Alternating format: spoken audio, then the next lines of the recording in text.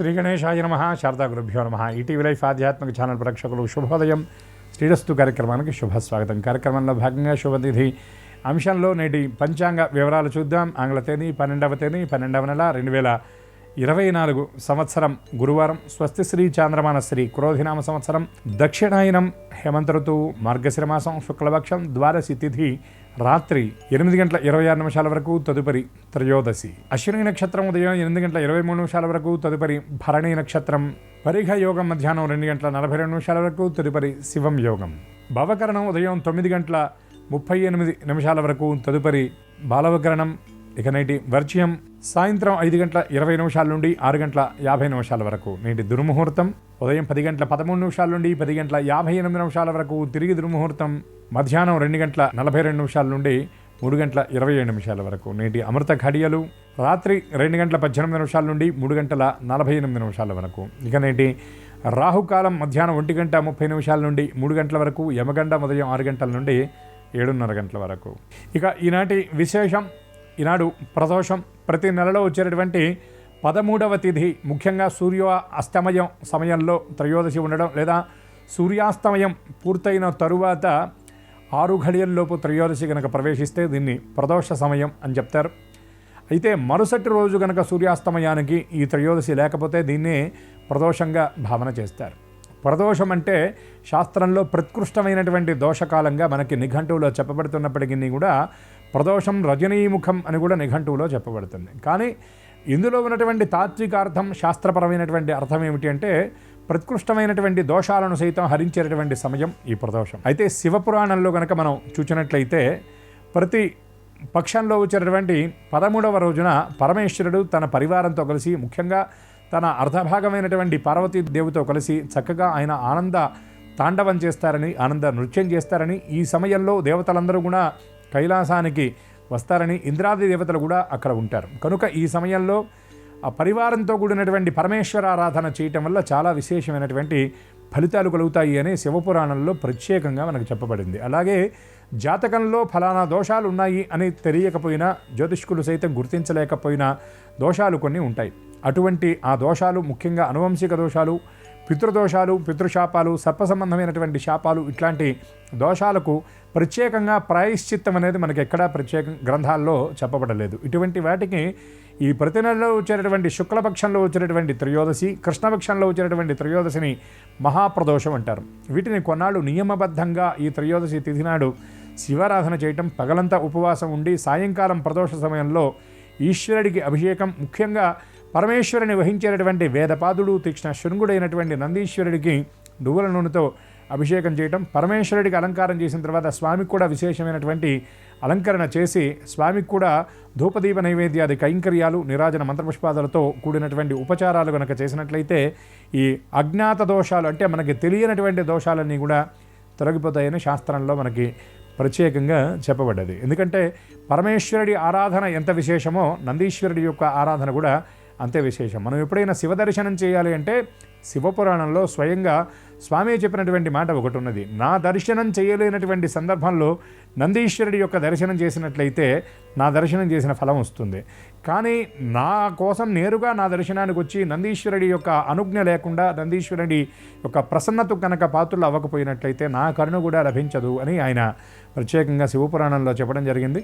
అందుకే మనం ఎప్పుడు శివాలయానికి వెళ్ళినా నందీశ్వర నమస్తుభ్యం సాంబానంద ప్రదాయక సదాశివస్య సేవార్థం అనుజ్ఞాం దేహిమే శుభాం అని స్వామిని మనం ప్రార్థిస్తాం. అట్లాగే నంది కొమ్ముల గుండా ఈశ్వరుణ్ణి మనం దర్శిస్తాం. అలా దర్శించడం వల్ల కైలాసంలో ఉన్నటువంటి పరమాత్మను దర్శించిన ఫలం అని చెప్తాం. ఇటువంటి నందీశ్వరుడి యొక్క దివ్యకృప, ఈశ్వరుడి యొక్క దివ్యానుగ్రహం ఈ ప్రదోషం నాడు అందరికీ ఉండాలని ఆశిస్తూ శివనామస్మరణ పురస్సరంగా స్వస్తి.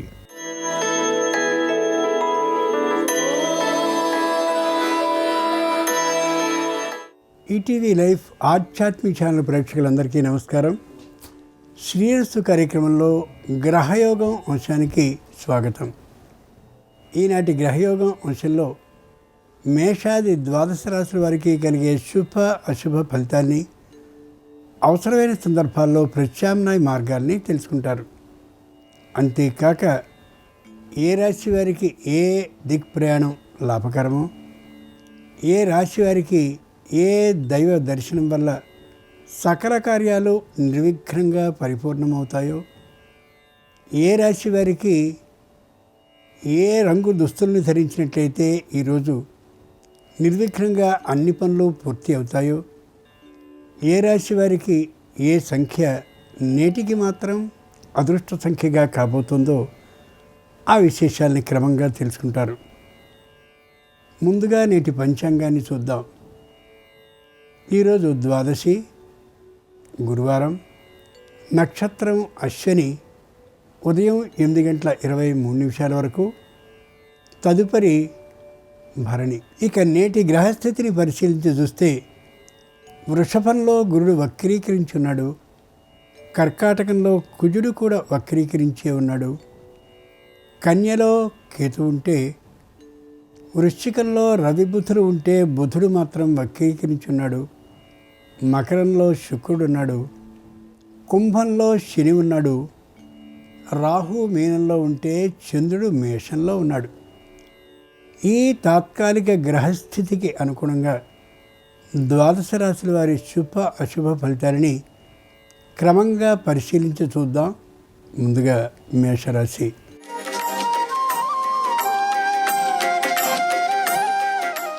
ఈరోజు మేషరాశి వారు ఏ నిర్ణయాన్ని తీసుకోకుండా ఉండడం ఉత్తమం.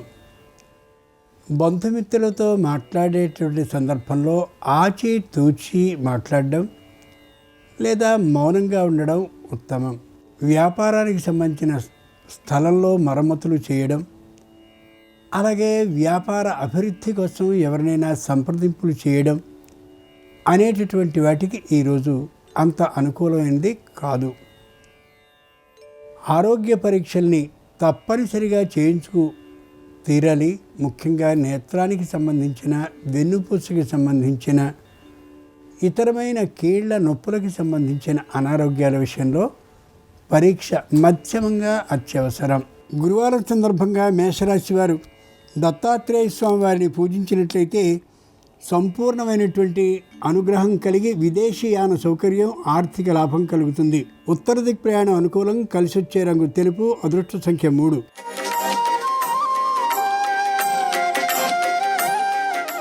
ఈరోజు వృషభ రాశి వారి ఫలితాలని పరిశీలించి చూస్తే వేగంగా మాట్లాడడం, కోపంతో మాట్లాడడం ఏమాత్రం సరికాదు. ముఖ్యంగా పై అధికారులతో అనుకూలంగానే మాట్లాడడం ఉచితం. అయితే తాము ఇబ్బంది పడకుండా ఉండే తీరులో నిదానమైనటువంటి పద్ధతిలో ప్రవర్తించడం అవసరం. ఆరోగ్య పరీక్షల్ని మధ్యమంగా చేయించుకుని తీరాలి. పెట్టుబడిని పెట్టేటటువంటి విషయంలో మాత్రం అనుభవజ్ఞుల్ని సంప్రదించాక మాత్రమే పెట్టడం అవసరం తప్ప స్వీయ నిర్ణయానికి అనుగుణంగా చేయడం ఉత్తమం కాకపోవచ్చు. గురువారం సందర్భంగా వృషభ రాశి వారు శ్రీకృష్ణుడిని ఆరాధించినట్లయితే సంపూర్ణ మనశ్శాంతి కలగడంతో పాటు ఉద్యోగ ప్రాప్తి అవుతుంది. ఈశాన్య దిక్ ప్రయాణం అనుకూలం, కలిసొచ్చే రంగు తెలుపు, అదృష్ట సంఖ్య 1.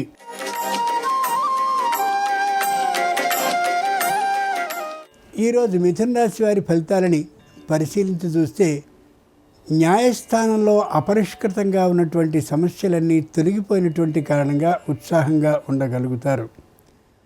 ఆరోగ్యం, భార్యాభర్తలు అలాగే కుటుంబానికి మధ్యమంగా ఉంటుంది తప్ప సంపూర్ణమైన ఆరోగ్య స్థితి ఉండకపోవచ్చు.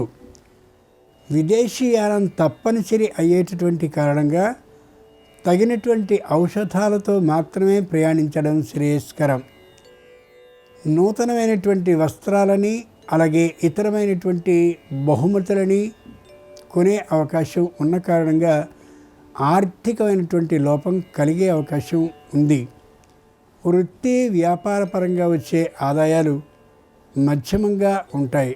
గురువారం సందర్భంగా మిథున రాశి వారు షిరిడీ సాయిబాబా వారిని ప్రార్థించినట్లయితే మానసికమైనటువంటి ధైర్యంతో పాటు ఉద్యోగ భద్రత సిద్ధిస్తుంది. దక్షిణ దిక్ ప్రయాణం అనుకూలం, కలిసొచ్చే రంగు తెలుపు, అదృష్ట సంఖ్య 4.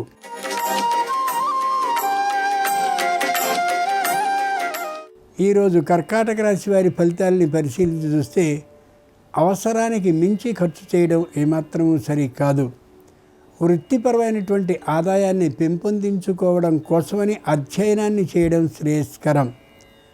ఆరోగ్యం తాత్కాలికంగా క్షీణించేటటువంటి కారణంగా తగినటువంటి ఔషధాలని సిద్ధపరుచుకుని ఉండడం అత్యవసరం.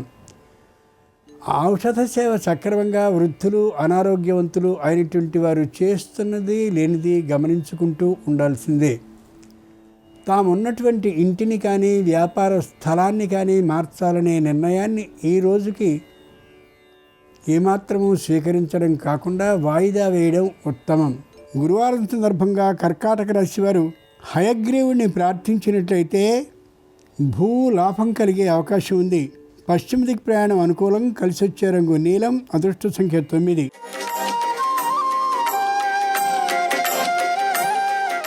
ఈరోజు సింహరాశి వారి ఫలితాలని పరిశీలించి చూస్తే నిదానమైనటువంటి శైలిలో మాట్లాడడం ఉత్తమం.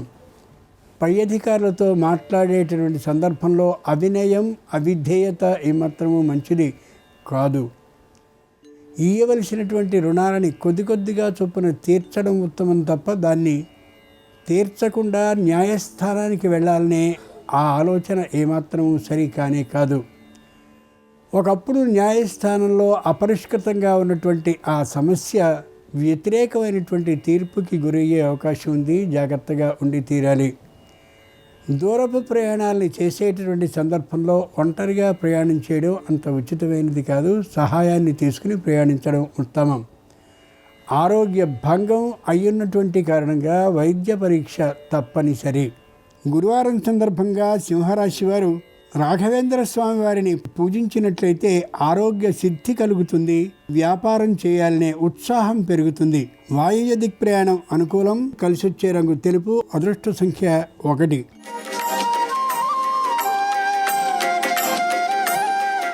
ఈరోజు కన్యారాశి వారి ఫలితాలని పరిశీలించి చూస్తే మానసికంగా దృఢంగా ఉంటారు. శారీరకంగా కూడా దృఢంగా ఉంటారు. ఎవరితోనూ వాద ఉపవాదాలు అలాగే చర్చోపచర్చలు చేయాలనే ఆలోచనతో ఉండరు.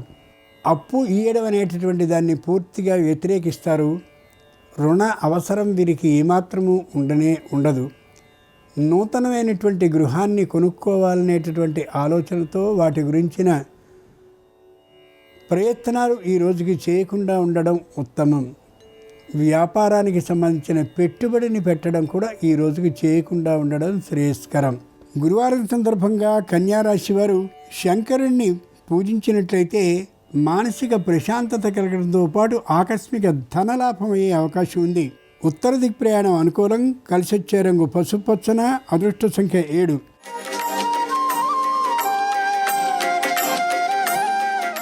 ఈరోజు తులారాశి వారి ఫలితాలని పరిశీలించి చూస్తే కోపంతో, అహంకారంతో, పట్టుదలతో మాట్లాడడం ఏమాత్రము సరైన పని కాదు. ఈ రోజున సంతానం విరోధించి ఉన్నటువంటి సందర్భంలో వాళ్ళకి నచ్చజెప్పడం కానీ వారిని మందలించడం కానీ ఈరోజు చేయవద్దు. కొత్తదైనటువంటి వాహనాన్ని కొనడానికి తగినటువంటి ప్రయత్నం ఈ రోజున మానివేయడం ఉత్తమం. చక్కగా ఉన్నటువంటి పాత వాహనాన్ని కొనాలనే ఆలోచన అసలు ఏమాత్రము ఈ రాశి వారికి సరిపడదు. వృత్తి వ్యాపారాలకు సంబంధించిన ఆదాయం మధ్యమంగా ఉంటుంది.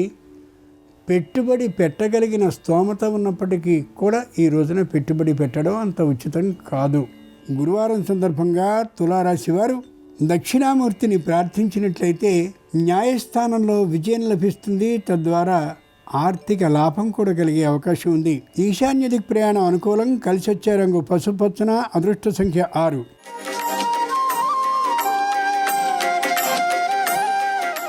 ఈరోజు వృశ్చిక రాశి వారి ఫలితాలని పరిశీలించి చూస్తే ఆరోగ్య పరీక్షల్ని చేయించుకోవడం అవసరం. మాటని తూలనాడడం ఏమాత్రం మంచిది కాదు. ఏ విధమైనటువంటి వాద వివాదాలని చేయకుండా ఉండడం శ్రేయస్కరం. ప్రయాణాన్ని చేసేటటువంటి సందర్భంలో వస్తు నష్టం, వస్తు చౌర్యం లేకుండా ఉండేలా అనుక్షణం భద్రతా దృష్టితో ఉండడం అవసరం. వృత్తి వ్యాపారపరమైనటువంటి ఆదాయాలు ఎంత వస్తున్నది ఇతరులకి తెలియకుండా జాగ్రత్తగా ఉండడం ఉత్తమం. ఏ విధమైనటువంటి మొగమాటానికి పాల్పడకుండా ఉండి తీరాలి. వివాహాది నిర్ణయాలని చేసేటువంటి సందర్భంలో వెంటనే నిర్ణయం చేయడం ఏమాత్రమూ మంచిది కాదు. ఆలోచించి ఆచి తూచి తమ కుటుంబ సభ్యుల్లో ఉన్నతులైన వాళ్ళని మాత్రం అడిగి ఆ మీదట మాత్రమే నిర్ణయాన్ని ప్రకటించగలగాలి. గురువారం సందర్భంగా వృశ్చిక రాశి వారు షిరిడీ సాయిబాబా వారిని ఆరాధించినట్లయితే సంపూర్ణమైన మనశ్శాంతి కలగడమే కాకుండా విదేశీయాన సౌకర్యం, ఆర్థిక లాభంతో కలిగే అవకాశం ఉంది. దక్షిణ దిక్ ప్రయాణం అనుకూలం. కలిసి వచ్చే రంగు తెలుపు. అదృష్ట సంఖ్య 3.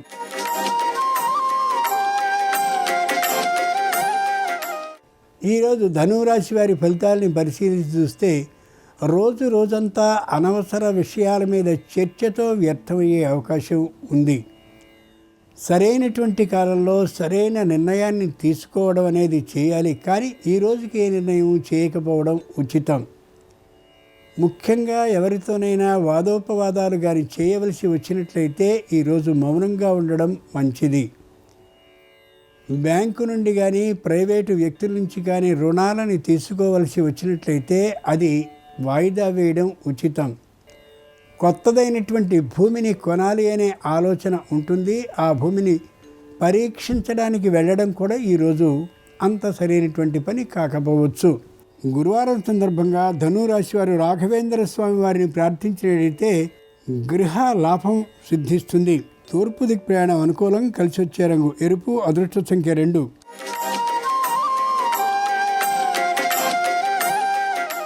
ఈరోజు మకర రాశి వారి ఫలితాలని పరిశీలించి చూస్తే వ్యాపారపరమైనటువంటి ఆదాయం విశేషంగా ఉంటుంది. వృత్తిపరమైనటువంటి ఆదాయం కూడా విశేషంగా ఉంటుంది. కొత్తదైనటువంటి వ్యాపారాన్ని ప్రారంభించాలనేటటువంటి ఆలోచన ఈ రోజున చేయడం అంత ఉత్తమం కాదు. వృత్తిలో నైపుణ్యం కోసమని ఆ రంగంలో నైపుణ్యం అలాగే అనుభవం ఉన్నటువంటి వారిని సంప్రదించడానికి కూడా వెళ్ళడం మరొక రోజున చేయడం మంచిది. ఉద్యోగం చేస్తూ ఉండేటటువంటి వారికి పై ఉద్యోగులతో విరోధభావం ఏర్పడేటువంటి అవకాశం ఉంది. కాబట్టి ఈ రోజున ఆచితూచి మాట్లాడడం లేదా మౌనంగా ఉండడం ఉత్తమం. బదిలీకి అవకాశం ఉంది కాబట్టి ఒక క్షణం ఆలోచించి ఆ విధమైన ఆరా తీసుకుని ఉండడం ఉత్తమం. గురువారం సందర్భంగా మకర రాశి వారు ధ్యానాంజనేయ స్వామి వారిని ప్రార్థించినట్లయితే ఆగిన పనుల్లో శీఘ్రమైన కదలిక ఏర్పడుతుంది. దక్షిణ దిక్ ప్రయాణం అనుకూలం. కలిసి వచ్చే రంగు తెలుపు. అదృష్ట సంఖ్య 3.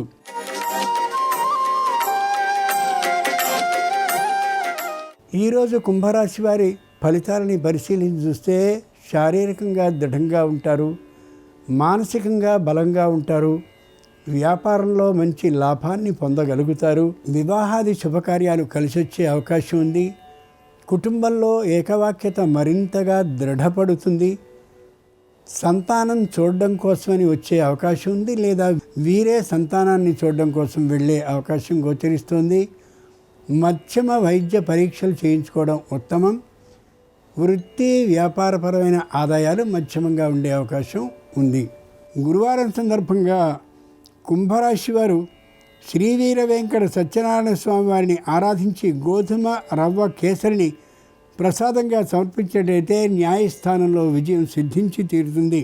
వాయవ్య దిక్ ప్రయాణం అనుకూలం. కలిసి వచ్చే రంగు తెలుపు. అదృష్ట సంఖ్య 9.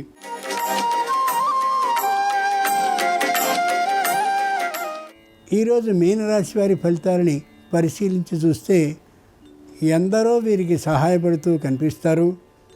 వ్యాపారాన్ని పెంచేటటువంటి అభివృద్ధికరమైన మార్గాలని సూచిస్తారు. అంతేకాక వృత్తిలో నైపుణ్యం కోసమని మరొకరిని పరిచయం చేసే అవకాశం కూడా గోచరిస్తోంది. తక్కువ పెట్టుబడితో ఎక్కువ వ్యాపారాన్ని చేయాలని, లాభాన్ని పొందాలని ఉన్నటువంటి వీరి ఆలోచనకి అనుగుణంగా ముఖ్యులైనటువంటి వ్యక్తులు వీరికి తారసపడతారు. వృత్తి వ్యాపార ఆదాయం ఎంత తక్కువగా ఉన్నప్పటికీ కూడా పెట్టుబడిని పెట్టడంలో ధైర్యం మరింత కలిగి ఉంటారు ఈ రోజున ఈ రాశివారు. న్యాయస్థానంలో అపరిష్కృతంగా ఉన్నటువంటి సమస్యలో విజయాన్ని పొందుతామనే ధీమాతో ఉంటారు. అది ముందు నాటికి నిజం అవుతుంది కూడా.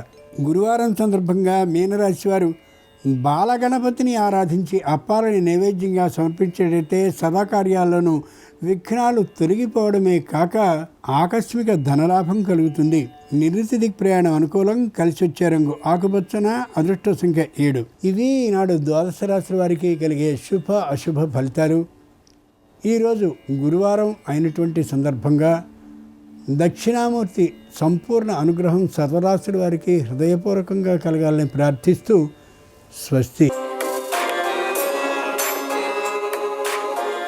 నమస్కారం. సంఖ్యాశాస్త్ర పరంగా నెలలో వచ్చేటటువంటి ఏ తేదీలలో ఎలాంటి పనులు నిర్వహించటం ద్వారా కార్యసిద్ధిని త్వరగా పొందవచ్చో, అదృష్టాన్ని ఐశ్వర్యాన్ని సిద్ధింపజేసుకోవచ్చో నేటి పరిహారాలు పరిష్కారాలు అనే అంశంలో పరిశీలిద్దాం. నెలలో వచ్చేటటువంటి ప్రత్యేకమైన తేదీలలో ప్రత్యేకమైన పనులు నిర్వహించడం ద్వారా సమస్త శుభాలను సిద్ధింపజేసుకోవచ్చని చెప్పడం జరిగింది. ఎవరైనా సరే నెలలో వచ్చేటటువంటి 1, 10, 19, 28 ఈ తేదీలలో ఉద్యోగపరంగా పై అధికారులను కలుసుకొని ముఖ్యమైన చర్చలు నిర్వహిస్తే అనుకూల ఫలితాలు కలుగుతాయి.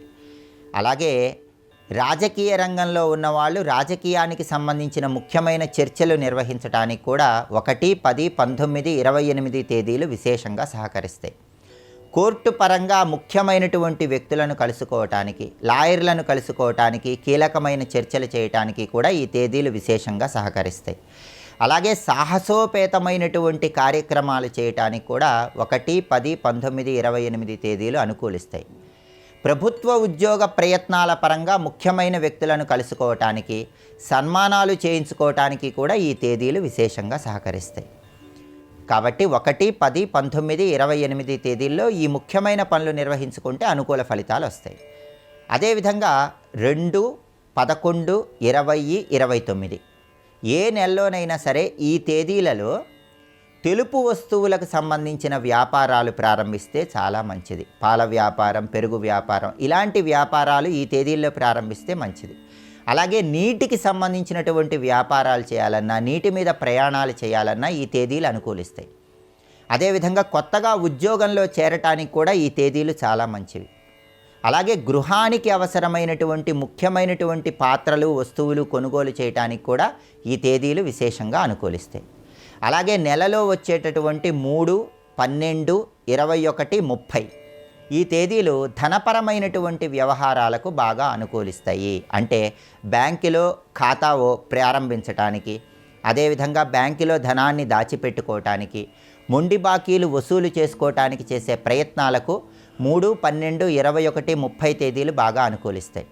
అలాగే కొత్తగా ఏవైనా విద్యలు నేర్చుకోవటానికి, వివాహపరమైనటువంటి ముఖ్యమైన చర్చలు చేయటానికి, నూతన వస్తువులు కొనుగోలు చేయటానికి కూడా 3, 12, 21, 30 తేదీలు ఏ నెలలోనైనా విశేషంగా అనుకూలిస్తాయి. అలాగే సంఖ్యాశాస్త్రపరంగా 4, 13, 22, 31 తేదీలలో వ్యాపారానికి సంబంధించిన ప్రచారాలు నిర్వహించటానికి అనుకూలము. అలాగే దేవాలయ దర్శనాలకు విశేషంగా అనుకూలము. ఏదైనా ఒక సమస్య ఉన్నప్పుడు ఆ సమస్యకు సంబంధించిన పరిష్కారాల గురించి ప్రత్యేకమైన చర్చలు చేయటానికి కూడా 4, 13, 22, 31 తేదీలు విశేషంగా అనుకూలిస్తాయి. అలాగే 5, 14, 23 తేదీలు గణిత శాస్త్రపరమైనటువంటి విద్యలు, జ్యోతిష శాస్త్రపరమైనటువంటి విద్యలు నేర్చుకోవటం ప్రారంభించడానికి అనుకూలము. ప్రయాణాలకు సంబంధించిన ముఖ్యమైన చర్చలు చేయటానికి, సమస్త వ్యాపార లావాదేవీలు, వ్యాపారంలో నిర్వహించే ముఖ్యమైన క్రయ విక్రయాలకు 5, 14, 23 తేదీలు విశేషంగా అనుకూలిస్తాయి. అలాగే 6, 15, 24 తేదీలు వాహనాలు మొదటిసారి ఉపయోగించటానికి అనుకూలం. నూతన వస్తువులు కొనుగోలు చేయటానికి, నూతన వస్త్రాలు ధరించడానికి అనుకూలం. నిశ్చయ తాంబూలాలు స్వీకరించడానికి కూడా విశేషంగా అనుకూలిస్తాయి. కాబట్టి ఒక శుభ కార్యక్రమం నిర్వహించుకోవటానికి 6, 15, 24 తేదీలు విశేషంగా అనుకూలిస్తాయి. అలాగే 7, 16, 25 తేదీలు వైద్యుల సలహాలు, సూచనలు స్వీకరించడానికి అనుకూలం. అలాగే భూములు, గృహాల కొనుగోలు, అమ్మకాలకు సంబంధించి ముఖ్యమైనటువంటి వ్యవహారాలు నిర్వహించడానికి అనుకూలం. వ్యవసాయానికి సంబంధించిన ముఖ్యమైన కార్యక్రమాలు నిర్వహించడానికి అనుకూలం. అలాగే 8, 17, 26 తేదీలు ఇనుము, మినుములు, నూనె, యంత్ర పరికరాలు వీటికి సంబంధించిన వ్యాపారాలు ప్రారంభించడానికి అనుకూలం. అలాగే మన దగ్గర పనివారిని నియమించుకోవటానికి, ఎవరి దగ్గరైనా పనివారుగా చేరటానికి ఏ నెలలోనైనా 8, 17, 26 తేదీలు విశేషంగా అనుకూలిస్తాయని సంఖ్యాశాస్త్రపరంగా చెప్పడం జరిగింది. ఇక చివరగా 9, 18, 27 తేదీలు ఏ నెలలోనైనా సరే భూములు, గృహాల కొనుగోలు, అమ్మకాలకు సంబంధించినటువంటి వ్యవహారాలు నిర్వహించడానికి అనుకూలం. అగ్ని సంబంధమైనటువంటి కార్యక్రమాలు నిర్వహించడానికి అనుకూలం. అలాగే భోజన సంబంధమైనటువంటి వ్యాపారాలు ప్రారంభించడానికి, వ్యవసాయానికి సంబంధించినటువంటి కీలకమైన వ్యవహారాలు నిర్వహించడానికి అనుకూలం.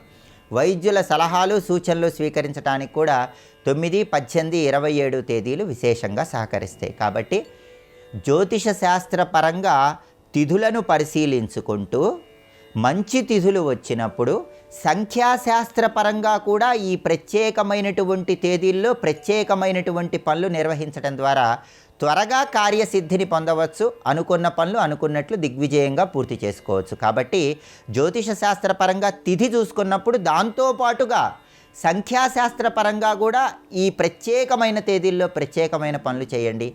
త్వరగా సమస్త శుభాలను సిద్ధింపజేసుకోండి. అనుకున్న పనులు అనుకున్నట్లు దిగ్విజయంగా పూర్తి చేసుకోండి. అలాగే రేపు హనుమద్ వ్రతం. ఈ సందర్భంగా ఆంజనేయ స్వామికి సంబంధించిన ఎలాంటి ప్రత్యేకమైన పరిహారాలు పాటిస్తే సమస్త శుభాలను సిద్ధింపజేసుకోవచ్చో రేపటి పరిహారాలు పరిష్కారాలు అనే అంశంలో పరిశీలిద్దాం. నమస్కారం. ఈ కార్యక్రమాన్ని తిరిగి చూడాలనుకుంటే www.youtube.com/ETV Life Spiritual లో చూడవచ్చు.